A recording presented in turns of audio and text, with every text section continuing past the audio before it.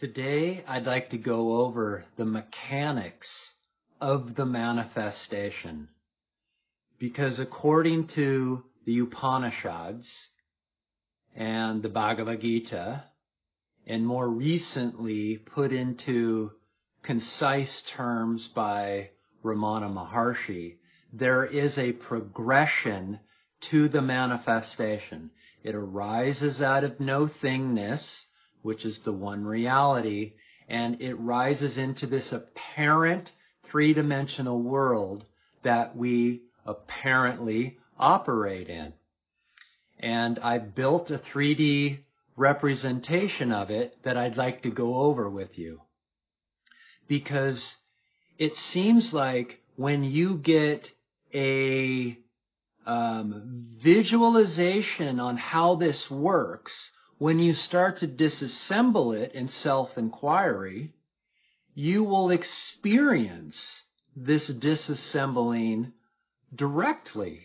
And so you'll start to understand, as you're in self-enquiry, how this manifestation works and how it gets disassembled, and you will experience that. You will take a visualization, a doing, and you'll transfer that into a direct experience of being. Okay, so we start down here with the self. The self is the one reality in which all that is known arises out of. Okay? And what arises out of that? You could say the first thought of I am. I am is the original thought. Now, anything below the I am is unmanifested. This is the unmanifested realm. So, anytime anyone, you could say a self-realized one, only identifies themselves as I am, this means that nothing ever came into play after that. It's not until I am simultaneously adds something to it other than it. Once that happens, the realm of time and space come into play, and the world as we know it comes into play. Okay? So the ego ties reality, because we'll say everything from the I am below is reality, to that which is unreal. Any of our, we'll call them adjuncts. An adjunct is anything we add onto the primary source. Okay, the primary source is I am. But once I am becomes a man, or a friend, or a homeowner, or a career-based person, or an employee, or a businessman, or anything, everything that we're going to go over here is an adjunct, which is unreal, added onto that which is real, and what holds what is unreal to that which is real is the ego. Okay? Some of you might have heard the ego known as the knot that ties non-reality to reality. Okay? So this is the primary factor. Everything comes back to ego. Okay? So ego, once it comes into existence, creates a mind, and it does that through a time platform. Once it has a time platform, it can string all of its thoughts and memories, all of its ideas and images, and all of its identities out on that time platform. Once that time platform is built, it creates a space platform in which a body comes into play, and that body has feelings and sensations and emotions. Once that body is in play, that body has 5 senses that we're all aware of. That's how we communicate with the world, because it is actually the 5 senses that generate the world. So this is how the apparent manifestation plays out. It goes through this sequencing. And so how do you disassemble this to come back and rest into the one love of yourself? Well, you start to see how it plays out, how it works. Once you understand how it works, how it's come into manifestation, you can start to see that if you start to disassemble the mind and body and senses, you can start to chew away at the ego, that's which is holding everything in place. Okay, so as we all know, every single thing that we know that's associated with our mind, body, and senses comes back to ego. There is not one thing, not one sense, not one thought, not one idea, not one thing that you know or are aware of does not come back to the ego. Okay? Think about that. Everything in your life is filtered through this sense of me, this sense of I, this cluster of energy that's contained in this body that thinks it's doing this body. Right? So, the primary way to disassemble this, to drop back into reality of I am and the self, is to just tackle the ego. Okay? This becomes very prevalent that we can't come after all of these different identities and everything we know about ourselves. Because once you work on, say, one identity and get this one to come down, and then you jump over to another one to work on, this one's come down, but this one will grow back. They never go away because you're never tackling the primary problem, which is the ego. Okay? That's why therapy works to a point. We can all agree that there is a relief from that, but it is not a elimination of problem. This message is saying that there is an elimination of your agitations in life so that you can rest down here in peace. So how do we start to get these yellow arrows to die down and have the ego be eliminated so we can drop back into self, into I am? Well, in self-enquiry, and I suggest that you're doing this at least initially in silence, maybe with silencing headphones and with your eyes closed in a relatively dark place so that you're putting yourself in the best environment you can to experience what I'm about ready to say. So in that environment, ego you, always has this sense of itself, this sense of I, this sense of me, this sense of person, this sense of individuality. It lies in here somewhere, and it is like a cluster of energy, of condensed energy that we run everything through in our life. It filters through this ego. And so what we do in self-enquiry is we grab a hold of that ego with our attention, and we drift back into what would be considered by the mind as that which isn't real. It doesn't exist.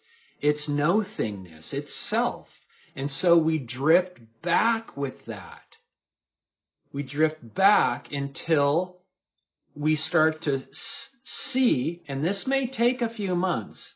This probably is not going to happen within the first few days or weeks, but that's why we say we're on the relentless pursuit of effortlessness.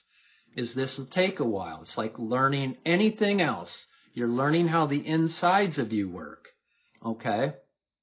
You're drifting back. You're grabbing hold of this sense of I, and you're asking it, who am I?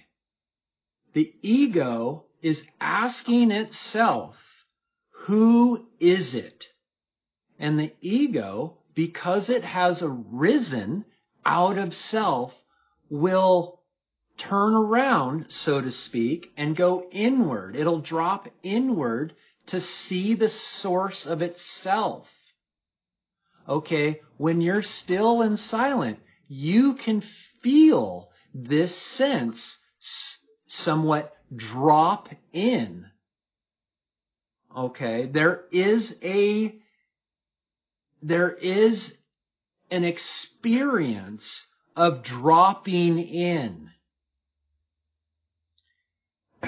In that experience, you are still holding on to that sense of I with your attention, and your attention is moving with it into self. Once in self, once you understand over time what self is, the experience of self, which is a non-objective experience, that's why it takes a while to get an understanding of what it is relative to an objective experience. But once you drift back in with your attention, you do your darndest to hold your attention at self. And the longer you stay in self, the more accustomed your attention will get to turn to yourself relative to the ego. Okay? So, you're moving from what you would consider from the red up a sense of doing. There's a sense of doing going on up here. Because the ego is the doer. It does everything. It's the thinker. It's the knower. It's the I do everything in lifer. And anything below the red is the direct experience of being. Okay, so as you're taking all of this and the sense of I, and you're drifting back, the experience is the direct experience of moving from an egoic doing into a nobodiness being. It's when being experiences itself directly. So there is an experience of moving, of movement. Something is happening. Something has to change in all of this. What is changing? The sense of I, as you move back, is becoming less and less dense. So the experience of me, the experience of individuality, is becoming less and less dense. The experience of the centerness is starting to dissipate in that. Okay? Let it be clearly known, though, self, or I am, does not change. It is the permanent one reality that is unchangeable. So what is changing is the sense of individualism. Okay? And when you are still enough and silent enough, you will experience this drifting back in, and with your attention, you will attend to it as it drifts back in, and it just drifts into being. It just completely disintegrates. And that is what you're after here. Because that is the direct experience of knowing yourself directly. That is when being rests in and as itself as being. Being needs nothing other than itself to know itself. That's saying that being doesn't need an ego or a mind or a body or senses to know itself. This just knows itself by being itself. And so when you get here, this isn't here. This mind, this body, these senses aren't here. Okay, that's why you can never know this with this, ever. You only know this by it's an inherent knowing or a direct experience. And so, what is self-realization? Self-realization is when the sense of I, the sense of who you think you are, the sense of who you've mistaken yourself to be, is seen, is experienced with 100% conviction that it never existed. When you experience that, when you know that, when you tell yourself, when being knows itself as itself, it's realized that this never existed and this was running the show the entire time. So nothing new comes into play. You're not gaining anything in this. You're realizing what you're not and remembering what you have always been. And that is self-realization. So while in self-enquiry and you're drifting back within, you are most likely going to experience what I just mentioned here. Let me know if you have any questions or comments. Put them down below, and I will do my best to answer them. Feel free to book a one-on-one session with me to talk about specific experiences that you're having, and I can do my best to help you over any hurdles so that you can be down here permanently. This is possible. The sages, what the sages say is true.